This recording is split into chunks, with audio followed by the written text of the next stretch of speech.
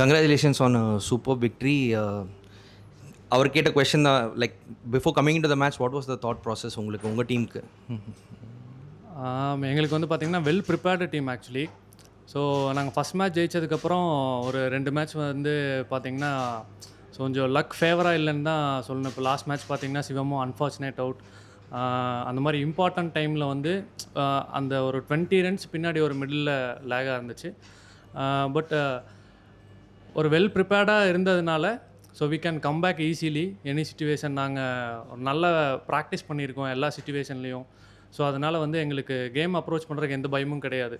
So ஸ்ட்ரைட்டாகவே நாங்கள் போயிட்டு enjoy பண்ணிவிட்டு நாங்கள் என்ன ப்ராக்டிஸில் பண்ணமோ அதை இங்கே அப்ளை பண்ணால் போதுங்கிற ஒரு தாட் இருந்துச்சு எங்களுக்கு. Okay, just talk about your bowling also. No, you been in good rhythm. Just a thought process, அது எப்படி நீங்கள் how do you prepare your self?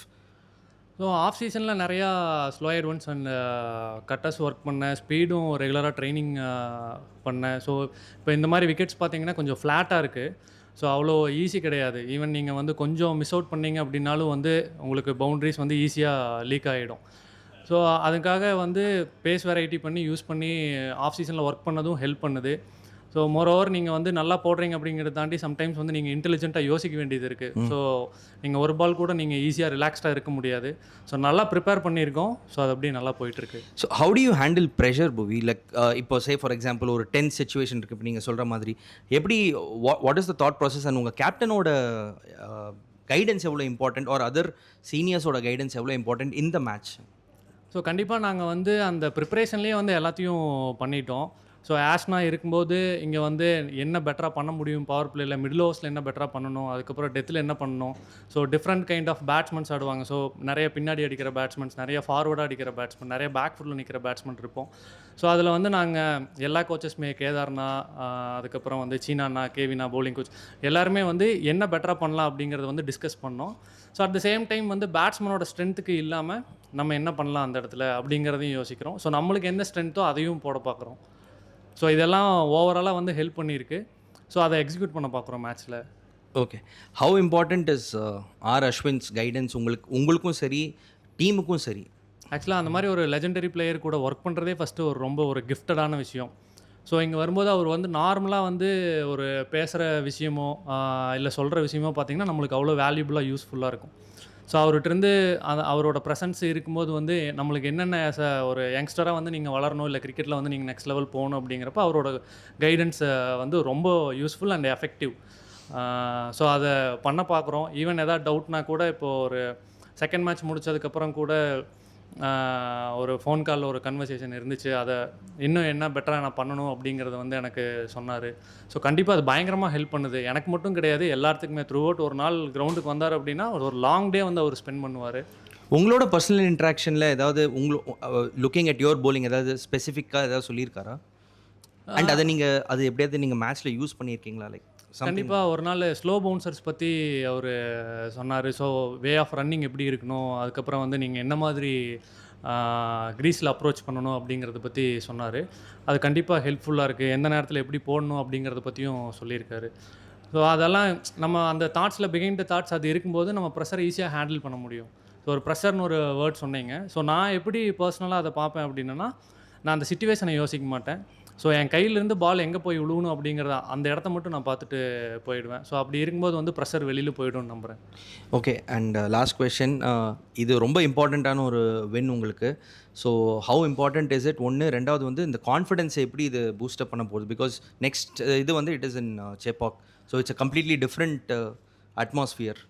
Actually கண்டிப்பாக இது வந்து பார்த்திங்கன்னா 240 in 15 overs அப்படிங்கிறது வந்து ஒரு பெரிய ஒரு score.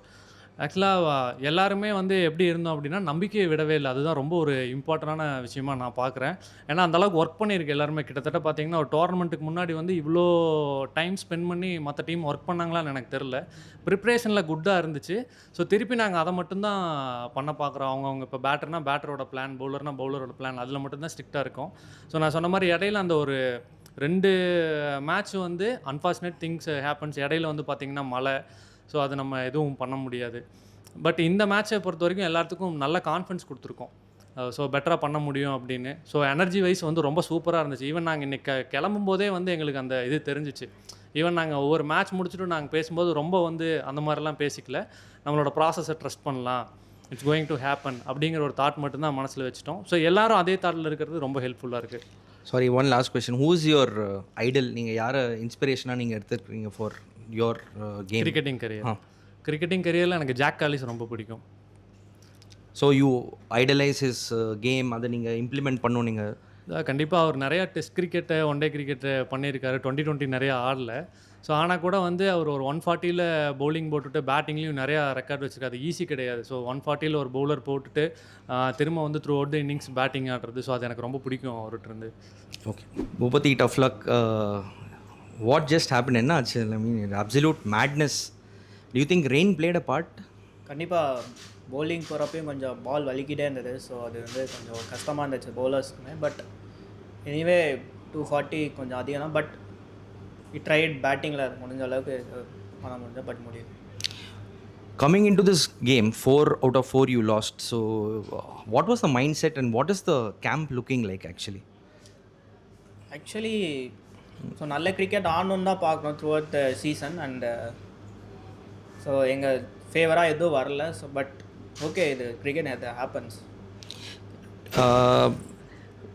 Your performance in the last couple of games also has improved. And what changes have you made? நீங்கள் என்ன சேஞ்ச் பண்ணியிருக்கீங்க உங்களோட டெக்னிக்கில் அண்ட் யுவர் அப்ரோச்? இல்லை, பட் ஆனால் அப்ரோச்சாக நத்திங் டு லூஸ் அப்படி தான் ஆடணும் அப்படின்ற மாதிரி, ஃபியர்லெஸ் கிரிக்கெட் ஆடணும் அப்படின்னு நான் எதிர்பார்த்தேன்.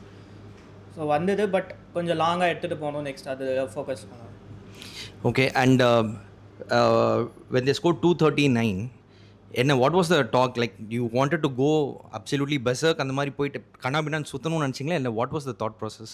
ஸோ இருக்கிற பால் கண்டிப்பாக ஃபஸ்ட் பாலாக இருந்தாலும் சரி இருந்துச்சுன்னா கண்டிப்பாக அடிக்கணும், அந்த மாதிரி தான் இருந்தது. ஸோ ஸ்லாட் பால்ஸ் மிஸ் பண்ணிடக்கூடாது அப்படின்ற மாதிரி. Was it coming nicely on to the bat? Wicket லைட்டாக ஸ்டிக்கி அந்த, பட் அவ்வளோ ஸ்டாப் ஆகலை. பட் நல்ல விக்கெட் தான் பேட்டிங் அது. ஓகே.